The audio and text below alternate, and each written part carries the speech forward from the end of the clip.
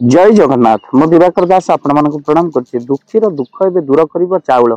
आपण कहिबे तो ओडिसा रे चाउल मिलुछि बेले किछि लोक बंची जाउछन, किंतु से चाउल कथा हमें कहनु जहा सरकार को तरफ रो मिलुछि।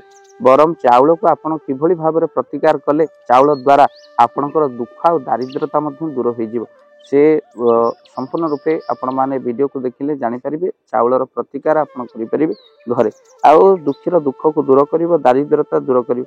पूजा कौन सामग्री नथिले जदि आपणक हाथ में जल अच्छे आ चाउल अच्छी आपण ता द्वारा मंत्र पढ़ी आपण चाउल को समर्पण करेंगे। किंतु अनेक जानते ना आम चाउल को अक्षत बोली कहू। अक्षत कहले जो चाउल क्षतहीन थो, अरुआ चाउल अक्षत क्षतहीन, तो आप बाछीदेवे गोटा चाउल जहाँ क्षतहीन ताहा पूजा लगिले अतिशय शुभ होता है। तसहित जदि आपण मथारे तिलक रोली आपण लगौंट आपण कौन करेंगे ना यही चाउल को अर्थात अक्षत बा क्षत हो न चाउल को जब मस्तक दियंती आपणकर आयुष वृद्धि हुए। अनेक जगह आप देखिथे तिलक दे टे चाउल लगे दियंती मुंडरे, कहीं सिंदूर दे आपन को रोली लगे टे चाउल लगे दियंती, कहीं लगे दियंती ना आपणकर आयुष वृद्धि हुए, जश आपणकर बढ़ी जाए। तेणु देवता को यही चाउल हूँ अतिशय प्रिय। तिलक उपर चाउल आपड़ जदि लगाउछंती आपणकर ऐश्वर्य आयुष वृद्धि हो।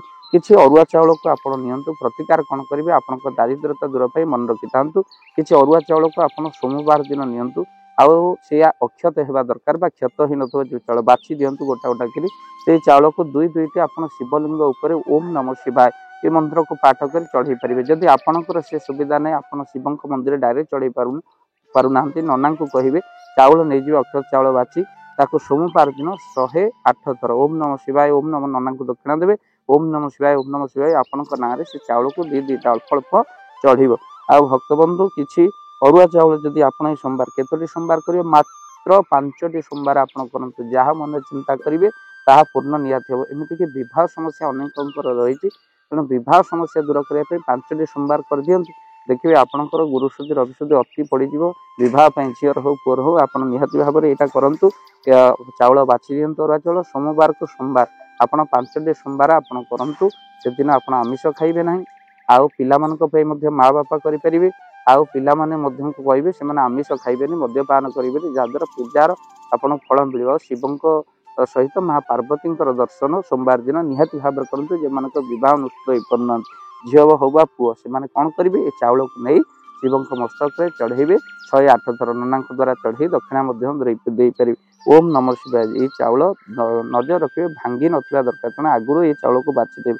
देवता पाखे जदि आपण पाखे फूल ना कृष्ण को पुष्प मनकर चाउल अक्षत को चढ़ी पारे। आउ घरे आपण फूल थाउ कि न थाउ चाउल समर्पण कले बहुत शुभ होता है। ता सहित मन रखि था गोबर में आप चाउल पकई माँ लक्ष्मी को प्रणाम करेंगे। गोबर जो गोबर थी देखिए तादे चाउल दीटा पकई माँ लक्ष्मी प्रणाम कले धनर अभाव हुए ना। ता सहित पिंपुड़ी मलारे जदि आप सकाल उठी चाउल दौरान यह आपंकर शनि आ राहुंकर प्रभाव आपको मुक्ति करे। तो से दुखीर दुख को दूर करने आज चाउल। तेणु निश्चित भाव में वीडियो को शेयर करेंगे और चैनल रे जदि नुआ चैनल को सब्सक्राइब कर दिखाँ।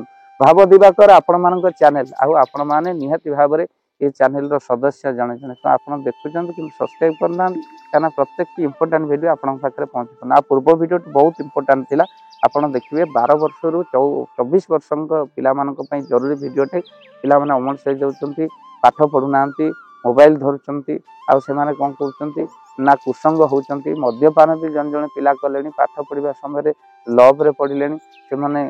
तेणु से समय भितर आपण बापा माँ कौन करेंगे प्रतिकार।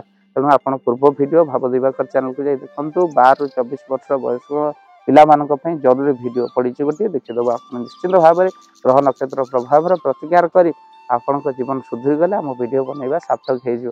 बहुत माँ मैंने देखा बहुत जगह से किसी दक्षिणा आणिक दिखते जो मत आश्चर्य लगे माँ कौन ये ना आप भल कथा शुणाऊँ तो से ये दक्षिणा आप रखते बहुत खुशी लगे जहाँ भाव दिवाकर चैनल को आप ग्रहण कर। जय जगन्नाथ जय पंच जय जगन्नाथ। धन अर्जने धर्म करी धर्मे प्राप्त नरहरि। जदि आपण मानक धन कौन गरीब असहाय रोगी मान सेवारे लगी पारा जानतु आपणकर रोजगार सार्थक हो गला, आपणक धनर मध्य बहुत महत्व रहिला। तो आज आपण माने जदि चाहूचंती आपणकर से धन महत कार्य लागू जेमिति कि आमे गोटे आम्बुलांस करिचु जो आम्बुलांस प्रतिदिन किसी असहाय रोगी मान मेडिकल रे पहुंचाए କିଛି ଗରିବ ଅନାଥ ଶିଶୁମାନଙ୍କୁ ମଧ୍ୟ ଆମେ ବସ୍ତ୍ର ଦାନ କରୁ, କିଛି ରୋଗୀମାନଙ୍କ ପାଖରେ ପହଞ୍ଚୁ, ଯେଉଁମାନେ ବହୁତ ରୋଗରେ ପୀଡ଼ିତ ସେମାନଙ୍କ ପାଖରେ ଆମେ କିଛି ଅର୍ଥ ଆଉ ଗରିବ ଲୋକମାନଙ୍କୁ ସହାୟତା ପ୍ରଦାନ କରୁ। ଏ କିଛି ଦିନ ପୂର୍ବରୁ ଆପଣମାନେ ସହଯୋଗ କଲେ ଆମେ ମଧ୍ୟ କିଛି କମ୍ବଳ ଅସହାୟମାନଙ୍କ ପାଖରେ ଯାଇ ପହଞ୍ଚି ବାଣ୍ଟିଥିଲୁ। ଆପଣଙ୍କୁ କୃତଜ୍ଞତା ଜ୍ଞାପନ କରିବା ସହିତ ଯଦି ଆପଣ ଚାହୁଁଛନ୍ତି ଆପଣଙ୍କ ଧନ ଆମ ଦ୍ୱାରା କୌଣସି ମହତ କାର୍ଯ୍ୟରେ ଲାଗୁ ତ ସ୍କ୍ରିନରେ ଚାଲିଥିବା ନମ୍ବରରେ ନିଶ୍ଚିନ୍ତ ଆପଣ କଲ୍ କରନ୍ତୁ। ଆଉ ଆପଣଙ୍କ ବିବାହ ବାର୍ଷିକରେ, ଆପଣଙ୍କ ପିଲାମାନଙ୍କ ଜନ୍ମରେ, ଶ୍ରାଦ୍ଧରେ ଯଦି ଆପଣ ଦାନ କରିବାକୁ ଚାହୁଁଛନ୍ତି, ଆପଣଙ୍କ ପୁଅ ନାମରେ, ଝିଅ ନାମରେ, ସ୍ତ୍ରୀ ନାମରେ ନିଶ୍ଚିନ୍ତ ଭାବରେ ଆପଣ ଦାନ କରିପାରିବେ। ସ୍କ୍ରିନରେ ଚାଲିଥିବା ନମ୍ବରରେ ଆପଣ କଲ୍ କରନ୍ତୁ, ଆମେ ଦେବୁ ଆପଣଙ୍କୁ ଫୋନ୍ ପେ ନମ୍ବର, ଯେଉଁ ଫୋନ୍ ପେ ନମ୍ବରରେ ଆପଣଙ୍କର ଦାନ ପହଞ୍ଚି ପାରିବ। ଆଉ ନିଶ୍ଚିନ୍ତ ଭାବରେ ଆପଣଙ୍କର ଦାନ କେଉଁ କାର୍ଯ୍ୟରେ ଲାଗୁଛି ତାର ମଧ୍ୟ ଭିଡ଼ିଓ କରି ଭାବ ଦିବାକର ଚ୍ୟାନେଲରେ ଆମେ ନିଶ୍ଚିନ୍ତ ଭାବରେ ପକାଇବୁ।